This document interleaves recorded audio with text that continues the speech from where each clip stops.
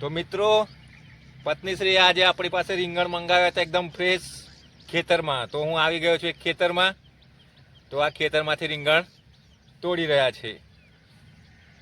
તો કાકા કેવી રીતે તોડવાનું? કાકાને બતાવો, આપણે પહેલી વાર તોડીએ છીએ. કાકાને બતાવીએ, વાંધો નહીં ને? તો કેવી રીતે તોડવાનું? આને ખેંચી લેવાનું, કઈ થાય નહીં ને? હા. તો મિત્રો પહેલી વાર આપણે આ ખેતરમાંથી રીંગણ તોડ્યું છે. ચલો એકાદ બીજું તોડી લઈએ. આગળ છે ને? આવી જાઓ, હિમેશ બતાવો. ચાલ તો મિત્રો આને અહીંથી આમ નજીકથી બતાવો. આપણે બીજું રીંગણ બી તોડી લઈએ.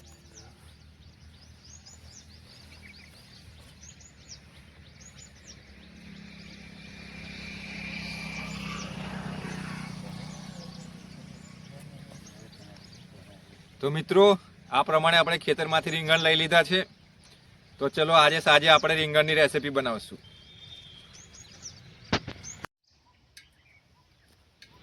તો જુઓ મિત્રો, એકદમ મસ્ત ફ્રેશ તાજા રીંગણ છે, એકદમ દેશી રીંગણ, સરસ. તો હવે આપણે આ રીંગણને ધોઈ લઈશું.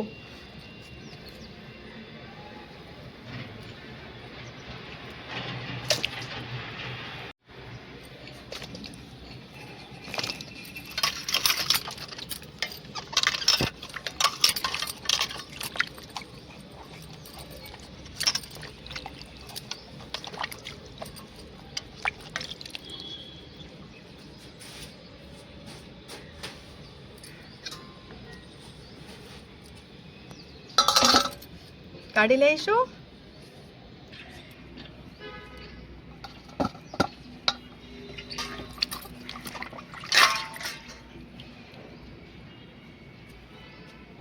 મિત્રો આપણે સૌથી પહેલા કઢાઈ મૂકી લઈશું.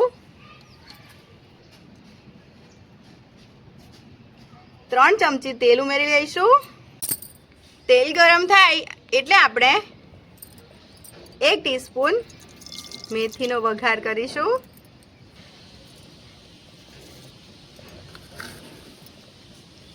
2 ટીસ્પૂન જીરું. 1 સ્ટાર ફૂલ એટલે કે બાદિયાનો વઘાર કરીશું. બાદિયાની સુગંધ જબરદસ્ત આવે ખાટા શાકમાં, એટલે આપણે ઉમેરવાનું. અને સૂકા મરચાં લઈશું, જેને આમ તોડી લેવાના અને પછી ઉમેરવાના, નહીતર તેલમાં ફૂટશે, એટલે તોડીને ઉમેરવાના. 1 ટીસ્પૂન હિંગ ઉમેરીશું.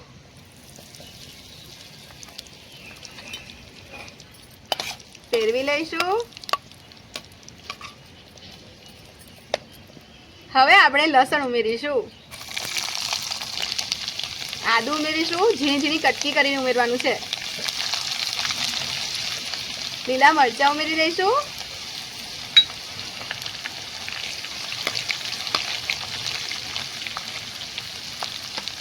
હવે 2 નંગ ડુંગળીને આવી રીતે લાંબી સ્લાઇસમાં સમારીને ઉમેરી દઈશું. મિક્સ કરી લઈશું. હવે આપણી ડુંગળી સંતળાય ત્યાં સુધી આપણે રીંગણને સમારી લઈશું.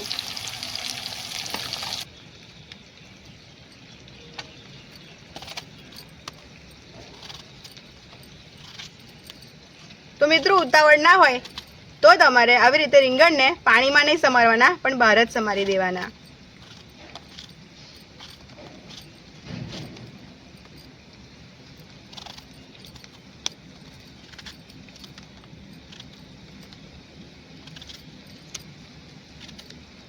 આવી રીતે આપણે બધા રીંગણને સમારી લઈશું.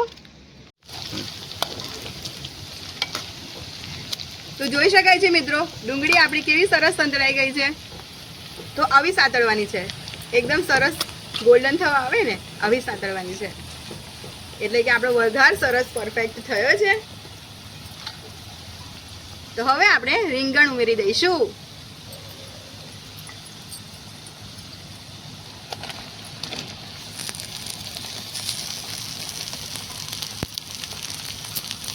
મિક્સ કરી લઈશું.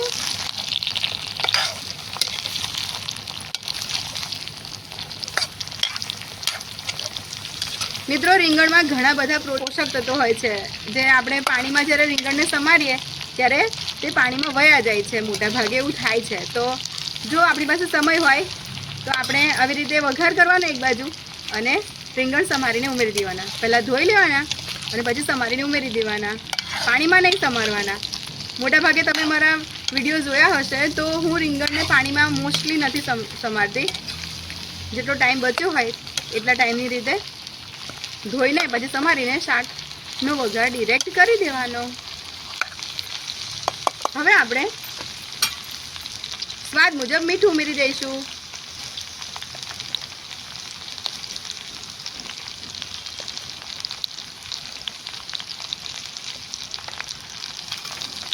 મિક્સ કરી લઈશું.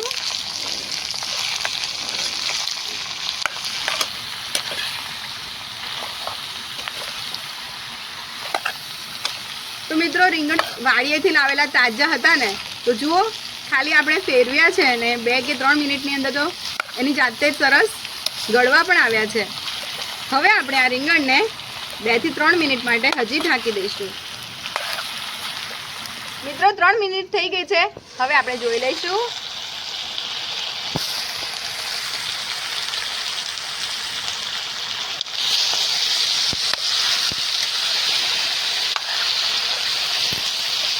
આપણા રીંગણ 60 થી 70% સુધી તો ગળી જ ગયા છે સરસ.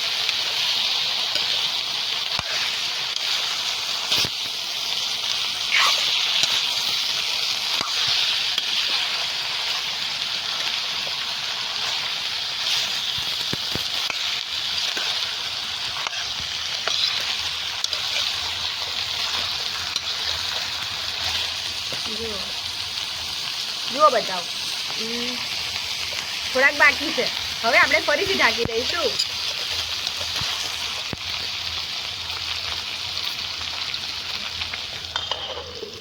હજી 2 થી 3 મિનિટ સુધી ઢાંકી લઈશું આપણે. 3 મિનિટ ફરી થઈ ગઈ છે. આપણે ખોલીને જોઈ લઈશું.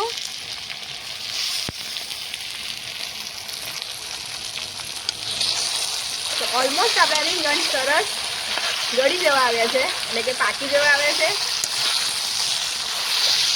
હવે આપણે મસાલા કરી લઈશું.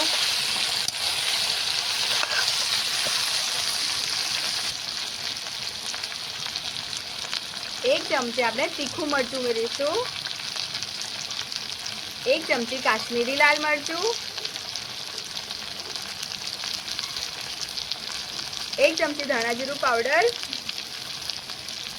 1 ચમચી ગરમ મસાલો,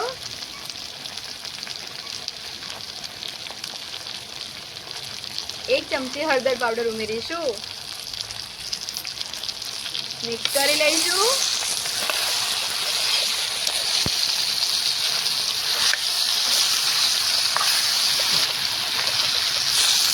મિત્રો જેમને ખાટું શાક નથી ભાવતું, દહીંવાળું કે છાશવાળું, તેમણે આ રીતે શાક એકવાર જરૂરથી બનાવીને ટ્રાય કરવું જોઈએ. આવી રીતે બનાવેલું શાક જબરદસ્ત ટેસ્ટફુલ લાગતું હોય છે. તમને જોતા પણ સમજાતું હશે. ખૂબ જ ટેસ્ટી લાગે.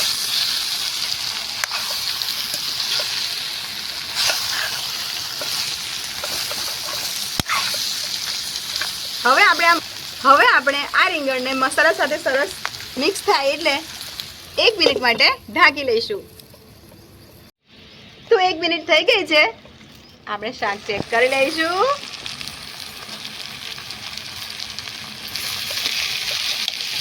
કેવું દિયરજી, સુગંધ કેવી આવે છે? મસ્ત. હા, આવું પણ જબરદસ્ત ટેસ્ટફુલ લાગે. હા મિત્રો, શાક તમને જોતા સમજાતું હશે ને. જો દેખાઈ રહ્યું છે ને એકદમ ચટાકેદાર એવું. તો તમે આવી રીતે પણ બનાવીને ખાઈ શકો છો. પણ આ પતિદેવજીની ફરમાઈશ છે કે ખાટું શાક ખાવું છે દહીંવાળું, એટલે આપણે ખાટું બનાવવાના છીએ. મિક્સ કરી લઈશું. જો એકદમ સરસ શાકનો કલર કેવો ચેન્જ થઈ ગયો છે. એકદમ તેલ છૂટું પડવા લાગે. આવું થાય ને એટલે સમજી લેવાનું કે આપણું શાક સરસ ચડી ગયું છે અને આમ એકદમ સ્વાદથી ભરપૂર. હવે આપણે દહીં ઉમેરી લઈશું.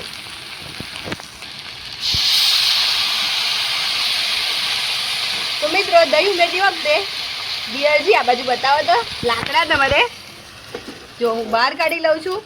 ફ્લેમ તમારે મીડિયમ ટુ સ્લો પર રાખવાની છે.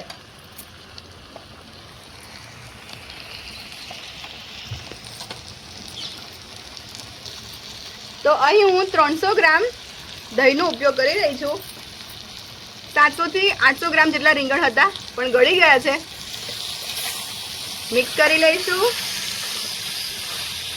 તો દહીં કાં તો છાશ, જ્યારે પણ તમે ખાટી વસ્તુ બનાવતા હોવ ને ઉમેરો ને છાશ કાં તો દહીં, તો ગેસની ફ્લેમને એકદમ સ્લો કરી દેવાની છે. આ વાત ખાસ ધ્યાન રાખવી, નહીં તો દહીં પછી ફાટી જાય.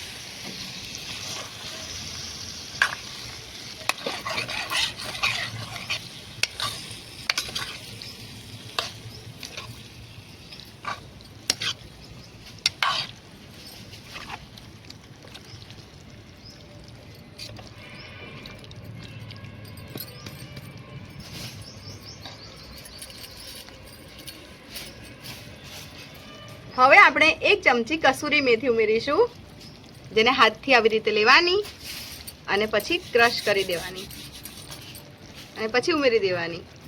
તો આ સુકવણીવાળી મેથી આપણે જે વઘાર કર્યો અને કસૂરી મેથી, આ બંનેનું કોમ્બિનેશનથી ખાટું શાક બનાવો ને તો ચટાકો તો તમને એટલો મળશે ને આ શાકમાં, જેની કોઈ હદ નથી. હા મિત્રો,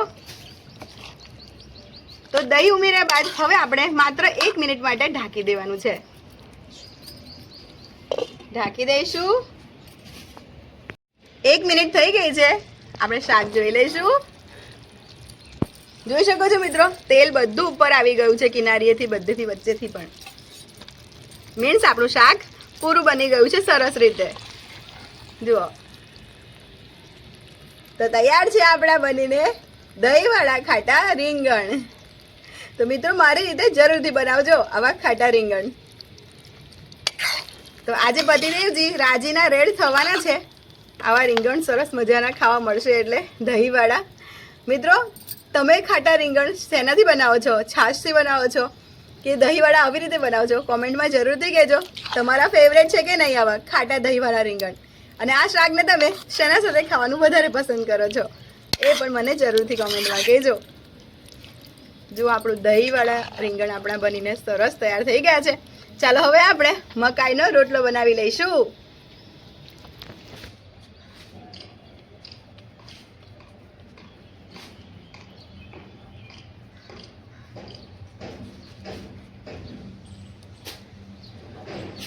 મિત્રો, મકાઈના રોટલા તમને પીળી મકાઈના વધારે ભાવે છે કે સફેદ મકાઈના?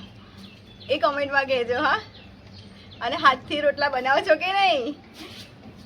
અને તમને કેવા રોટલા ભાવે છે? હાથથી બનાવેલા એટલે મીન્સ કે હાથથી ટીપેલા કે થાબેલા? અમારા ઘરમાં અમારા પતિદેવજીને છે ને આવી રીતે હાથથી બનાવેલા રોટલા ગમે છે. સાસુમાં જેટલા મોટા નથી આવડતા, પણ પ્રયત્ન કરી લઉં છું કે મોટા બનાવી શકું. ચાલો હવે આપણે રોટલાને શેકી લઈશું.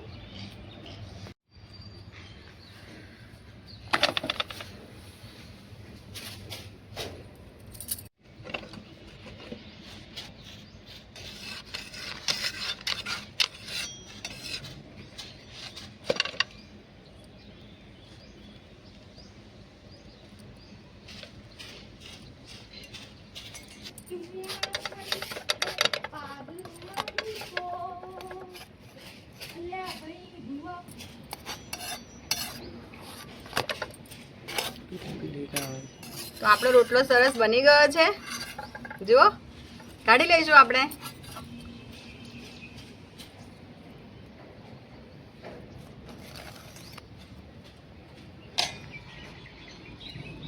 આપણે થોડા ધાણા ઉમેરી લઈશું.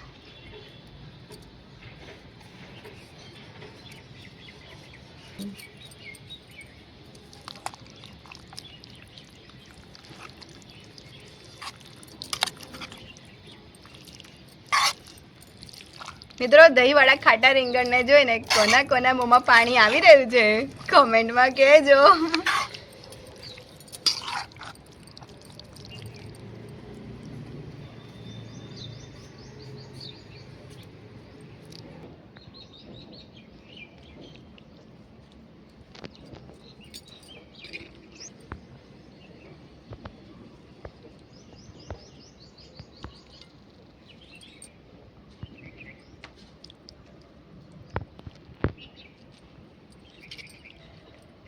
તો મિત્રો, આપણે આ દહીંવાળા ખાટા રીંગણને વટાણાના અથાણા સાથે સર્વ કરીશું. તો એકદમ ટેસ્ટફુલ અને ચટાકેદાર એવું આ વટાણાનું અથાણું દહીંવાળા રીંગણ સાથે તો જબરદસ્ત કોમ્બિનેશન છે. અને સાથે રોટલાની મોજ હોય તો આ હા હા હા હા કહેવું શું. હા મિત્રો જુઓ,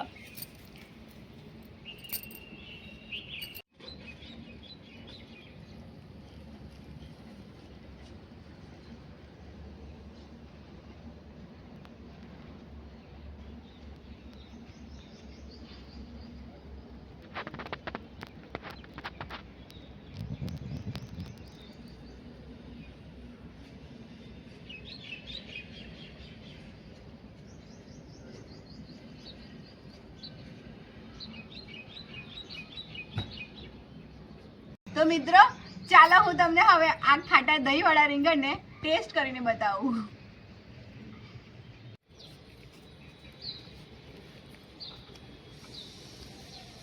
જો મિત્રો હાથેથી બનાવીએ ને તે રોટલા કેવા સરસ બને, પડવાળા રોટલા બને સરસ.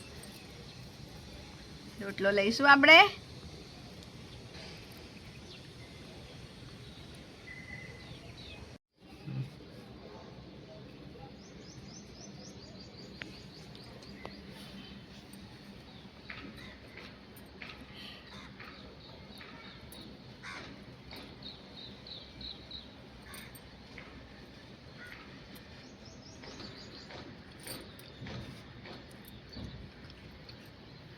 મિત્રો જબરદસ્ત ટેસ્ટફુલ બન્યું છે, જેની કોઈ વાત ના કહી શકાય.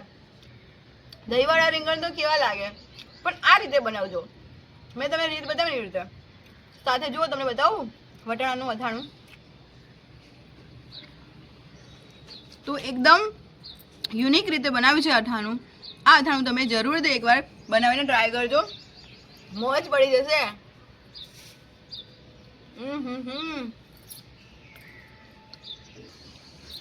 તો મિત્રો તમને મારી આ દહીંવાળા ખાટા રીંગણની રેસીપી કેવી લાગી એ કોમેન્ટમાં જરૂરથી કહેજો. તો વાડીએથી આવા સરસ શાકભાજી મળતા હોય ને તો ખાવાની તો જબરદસ્ત જલસો પડી જાય. હા, મજા પડી જાય. તો મિત્રો તમને આ મારી રેસીપી પસંદ આવી હોય તો વિડીયોને એક લાઈક કરી દેજો, કોમેન્ટ કરજો, તમારા મિત્રો અને પરિવારમાં આ વિડીયોને જરૂરથી શેર કરજો. ફરીથી મળીશું એક મસ્ત મજાની આવી જ ટેસ્ટફુલ રેસીપી સાથે. ત્યાં સુધી તમારું ધ્યાન રાખજો. Love you all.